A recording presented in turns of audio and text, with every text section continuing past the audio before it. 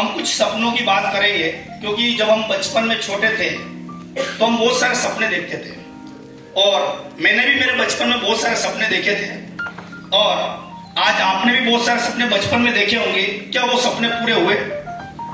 नहीं हुए, क्योंकि सपने पूरे करने के लिए हमें ऐसे प्लेटफॉर्म की तलाश होती है जो हमें मिला नहीं। तो सपने जो होते हैं वो कैसे कैसे होते हैं। जो मैंने सपना देखा था बचपन में, जब मैं छोटा था तब मेरा सपना था मैं एक बड़ा बिजनेसमैन बनूं, एक बड़ा उद्योगपति बनूं। लेकिन जब मैंने पढ़ाई लिखाई करके जब मार्केट में निकला और मुझे पता चला मार्केट की स्थिति, तो मेरे सपने मर गए। लेकिन उन सपनों को पूरा करने के लिए मुझे प्लेटफॉर्म नहीं मिला, और मैं आपको कुछ सपने बताना चाहता हूं जो आप भूल गए हैं।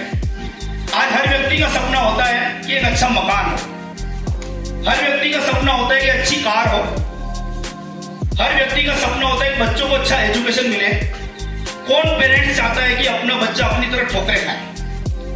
हर व्यक्ति का सपना होता है कि मैं विदेश यात्रा जाऊं। ऐसे बहुत सारे सपने जो हमने देखे थे बचपन में, क्या आज वो सपने पूरे हुए? नहीं हुए, क्योंकि सपने पूरे करने के लिए हमें सबसे महत्वपूर्ण जो चीज चाहिए वो है टाइम और पैसा। आज आप सभी साथी कोई ना कोई काम कर रहे होंगे, मैं भी कर रहा था, लेकिन टाइम की बड़ी प्रॉब्लम थी, और जितना टाइम मैं दे रहा था उतना पैसा मुझे मिल नहीं रहा था। तो टाइम और पैसा दो चीज जीवन की सबसे महत्वपूर्ण है, और इन दोनों को कमाने के लिए, इन दोनों को रन करने के लिए हमारे पास में जो व्यवस्था है हिंदुस्तान के अंदर, दो लीगल काम है। पहला है नौकरी, जिसको हम जॉब बोलते हैं इंग्लिश में, और दूसरा है व्यापार, जिसको हम बोलते हैं बिजनेस। नौकरी मैंने भी करी थी करीबन 4.5-5 साल बैटरी इन्वर्टर के अंदर, और नहीं हुआ, क्योंकि नौकरी के अंदर हमें 15 से 20 साल पढ़ाई करनी पड़ती है, वहां का नॉलेज स्किल लेना पड़ता है। उसके बाद में क्या मिलता है 20-25 हजार रुपए, और उसकी कोई गारंटी सिक्योरिटी नहीं है, मतलब हमारा परिवार सुरक्षित नहीं है। उसके बाद में मैंने व्यापार की बात करूं, मैंने बिजनेस भी किया, लेकिन बहुत सारा उसमें इन्वेस्टमेंट करना पड़ा, और इन्वेस्टमेंट करने के बाद में स्ट्रेस, तनाव बढ़ गया, स्ट्रेस बढ़ा। उसके बाद मैंने स्टाफ लगाया तो सैलरी देनी पड़ी। उसके बाद में वहां पर भी सक्सेस की गारंटी नहीं लगी। ये दोनों काम मैंने किए, और आप में से भी कोई व्यक्ति कुछ काम कर रहे होंगे। तो दोनों काम के बारे में मुझे लगा तो मैंने आपके साथ शेयर किया। तो आज हमारे जो सपने हमने देखे हैं उसको पूरा करने के लिए क्या किया जाए? कोई ऐसा ऑप्शन जो आपके पास में है? कोई भी ऐसा हमारे बीच में से कोई भी खड़ा होकर कि ऐसा? तो हाँ जी, अच्छा, तो आप जानते हो इसके बारे में। तो मैंने जो तीसरा काम, 21वीं सदी का सबसे बड़ा काम जिसके बारे में बहुत भूचाल चल रहा है मार्केट में, तो मैंने देखा डायरेक्ट सेलिंग नाम का एक व्यापार है, और उसमें डायरेक्ट सेलिंग से पहले हम समझते हैं ट्रेडिशनल बिजनेस क्या है, क्योंकि हमारे बाप दादा ने जिंदगी भर पैसा कमाया, लेकिन पैसा हमारे पास में नहीं रहा, कहां हुआ? खर्च हो गया। पैसा कमाकर कोई गरीब नहीं हुआ, खर्च करके गरीब हुआ। तो पैसा जो हमने कमाया खर्च कहां किया? कि मान लीजिए कोई भी पेन है और मुझे चाहिए, तो मैं फैक्ट्री से ले सकता हूं क्या? नहीं, गली मोहल्ले की छोटी मोटी दुकान जिसको रिटेलर बोलते हैं, वहां से मैं परचेज। अच्छा, रिटेलर वाला घर पे बनाता है क्या? नहीं बनाता, वो किसी बड़ी दुकान यानी कि होलसेलर से लाता है। अच्छा, होलसेलर वाला घर पे बनाता है क्या? नहीं बनाता, वो किसी डिस्ट्रीब्यूटर से लाता। हमारे हर जिले का एक डिस्ट्रीब्यूटर होता है। अच्छा, डिस्ट्रीब्यूटर वाला भी घर पे नहीं बनाता, वो किसी सीएनएफ से लाता और फिर बनाती फैक्ट्री। अच्छा, प्रोडक्ट जैसे बनता है कंपनी में, क्या आपको पता चल जाता?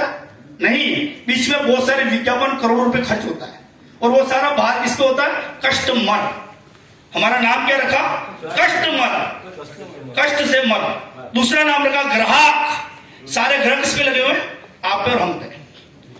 तो डायरेक्ट सेलिंग मुझे अच्छा क्यों लगा कि सीधा कंपनी से आप सब और हम सब कनेक्ट हो जाएंगे, और बीच में जितना भी पैसा बिचौलिए लोग खा रहे हैं वो पैसा किसके पास आएगा?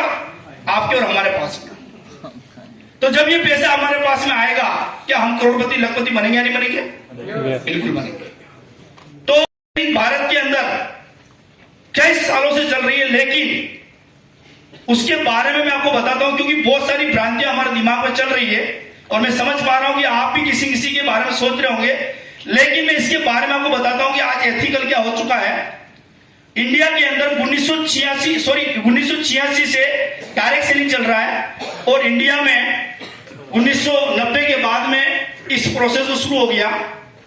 और अगर इसकी मैं बात करूं टर्नओवर की तो 18,000 करोड़ आज डायरेक्ट सेलिंग का टर्नओवर है। क्या बात? 18,000 करोड़। और अब ये तो मैंने आपको बताया कि आज मार्केट में ये चल रहा है, लेकिन अब इसमें भी डायरेक्ट सेलिंग में बहुत सारी कंपनियां चल रही है। तो मैंने जिस कंपनी को चुना मैं उसके बारे में आपको बताना चाहता हूं, और वो है हमारी इंडिया की लीडिंग डायरेक्ट सेलिंग कंपनी जिसका नाम है आईएमसी। अब मैं इससे प्रभावित क्यों हुआ? क्योंकि ये 15 साल पुरानी कंपनी है, 15 साल पुरानी। आप सोचो, आज कोई भी कंपनी आती है 2-3 साल में चली जाती है, हमारा भविष्य खतरे में चला जाता है और इसी वजह से मार्केट में ये कंपनियां बदनाम हो रही है। तो मैंने इसको इसलिए चुना, ये 15 साल पुरानी कंपनी है और कंपनी की शुरुआत 2007 में हुई और आज 2022-23 हमारे बीच में चल रहा है। कंपनी के पास में 1 करोड़ से ज्यादा पूरे भारतवर्ष में एसोसिएट कंपनी के बिजनेस पार्टनर। तो मैंने सोचा कि यार लगाना कुछ नहीं और एक सिस्टम को सुधारा जा रहा है, तो मैंने इसके साथ में काम शुरू किया और आज मुझे इस सिस्टम में 7 साल हो गया। कितना? 7 साल आईएमसी के अंदर मुझे हो चुका है। सबसे बड़ी बात कि हमारी कंपनी के जो मालिक हैं, मुझे प्राउड होता है कि ऐसे हमारी कंपनी के विजनरी लीडर है जिनकी एज 75 साल है। कितनी? 75 साल। व्यक्ति 60 साल के बाद में रिटायरमेंट ले लेता है। आज हमारे कंपनी के डॉक्टर अशोक जी भाटिया, जिन्होंने 15 साल कंपनी को देखकर आज भारत की नंबर 1 कंपनी बनी, और सबसे स्मार्ट और सबसे यूनिक हमारी कंपनी की जो एमडी है सत्यन भाटिया जी, जो हमेशा काल के लिए सोचते हैं। और सबसे बड़ी बात, जो पॉइंट इसमें नहीं है लेकिन बता रहा हूं मैं, कि भारत में तो चल ही रही है लेकिन आज मलेशिया में भी शुरू हो चुकी भारत की पहली आयुर्वेदिक कंपनी। बहुत बढ़िया, थैंक यू सर।